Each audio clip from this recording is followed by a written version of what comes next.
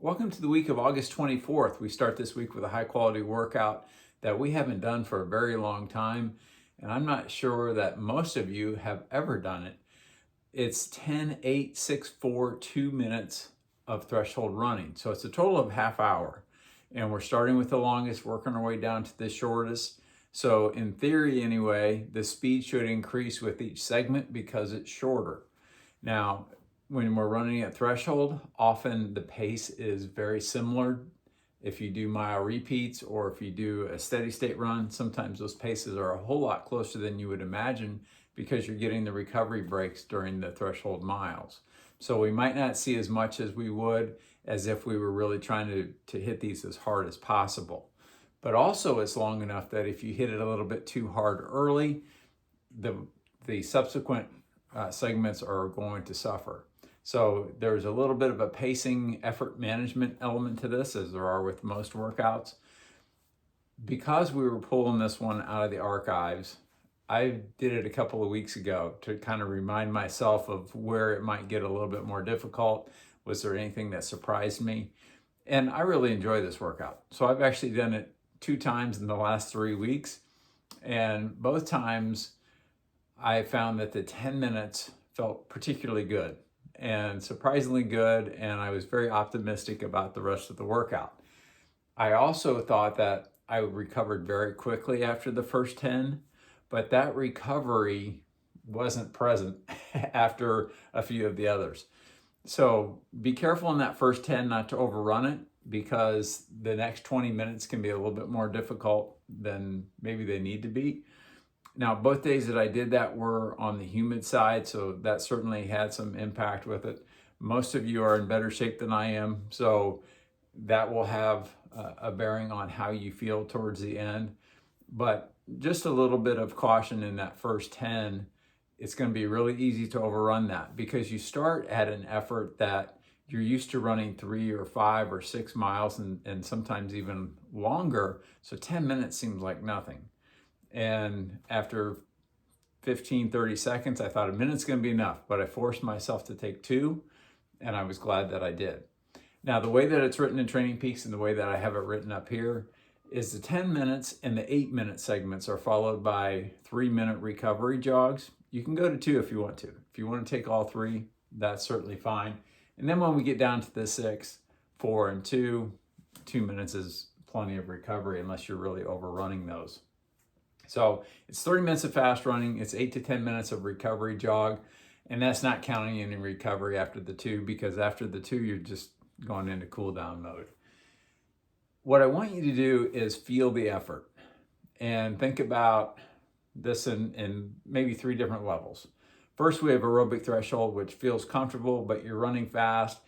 It's that effort that really feels good because you know that you're moving well, but you're not under any great duress. You're not running easy, you're not at long run pace, you're definitely faster than that. But again, you're not producing any lactic acid, you're fully aerobic, we're not going terribly long on any of these, so it feels really good. When you go from aerobic threshold to anaerobic threshold, now you can feel a little bit more pressure. Now it feels like, I'm glad I'm going to get a recovery. I'm good, and I can suffer through this, I can push through this. It's not too big of a deal because I'm still under anaerobic threshold.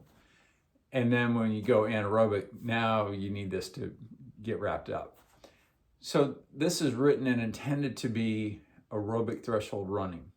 But if you want to do anaerobic threshold running, so you're a little bit higher producing lactic acid, but you're still in equilibrium, you're still in the exercise equivalent of homeostasis. So you can do that. For some of you that are really fit and you want a little bit more of a challenge, I'd rather keep this to a half hour rather than extend it. So then if you want to go anaerobic towards the end, you can. When I say towards the end, I would say the last 20 to 30% of the segment. So think about that.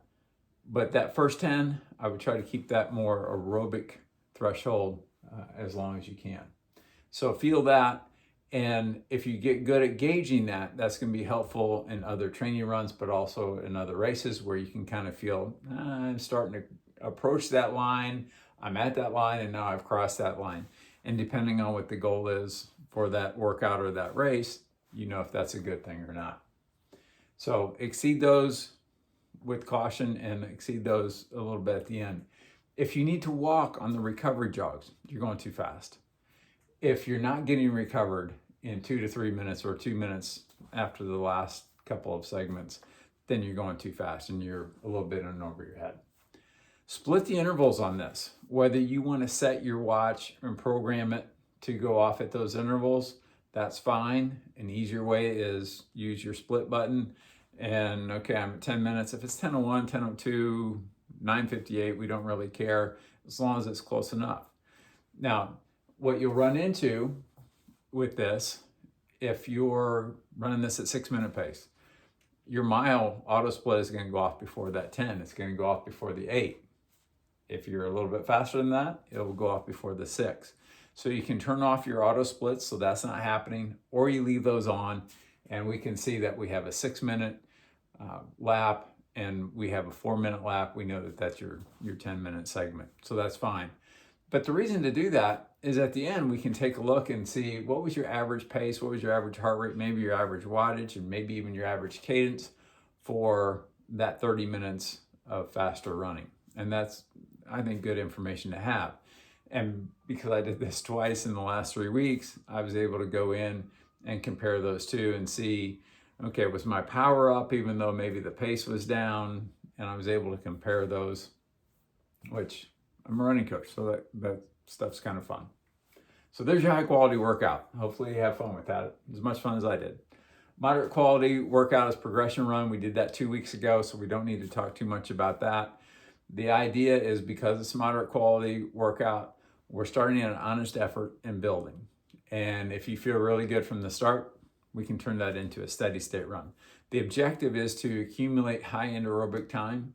So of that, let's say it's 3, 4, 5 miles, whatever your plan indicates, we want to accumulate as much of that as we can in that high end aerobic zone of 75 to 85%, and preferably more of it a little bit higher. So if your plan says 4 to 5 miles, let's do 5. If you get to 4 and you realize, I don't have another progression in me, this mile is not going to get faster, we don't really care. Just hang on. And hanging on doesn't mean that you're really fighting and struggling through it. It means that you've relaxed just a little bit so you can get another mile, but you haven't let the muscular tension and the aerobic pressure drop so much that you're not benefiting. Because if you get done and your 5th mile is slower than your 4th, but your heart rate was the same, maybe higher or a couple beats slower, we don't care, but that bought you another mile of the objective of high end aerobic time. The long run this week is simple endurance run. We're going to cover the mileage, but I would encourage you to start thinking about it this way. We know that even splits is the most efficient way to run.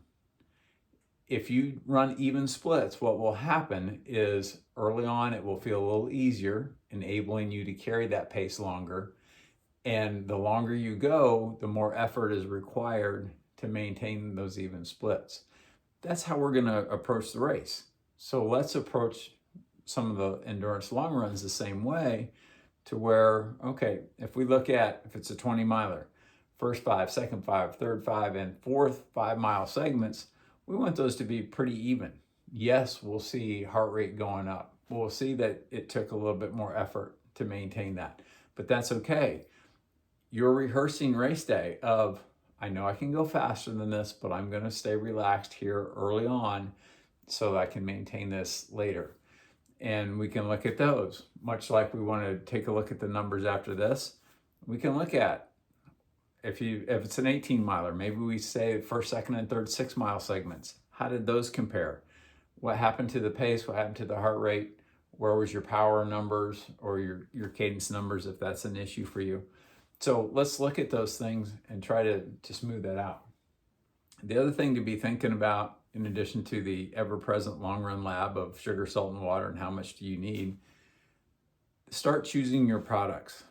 Yes, it's still August, but as races are coming up, some of you earlier in this, but when we get to Chicago in early October and Monumental in early November, those are the the races we have the most people in, when we look at those, we don't want to be deciding a couple weeks before that, okay, what are my race day shoes? Any other race day gear that you need? What are my nutritional products? Make sure that if you're using some fantastic nutritional product, make sure you have figured out, how am I going to carry that? Because I can't stop at my car every so many miles or stop at my mailbox every so many miles and get that product. If I can't carry it, I should probably disqualify that from race day use. So figure out those details, make sure that you know how to carry that.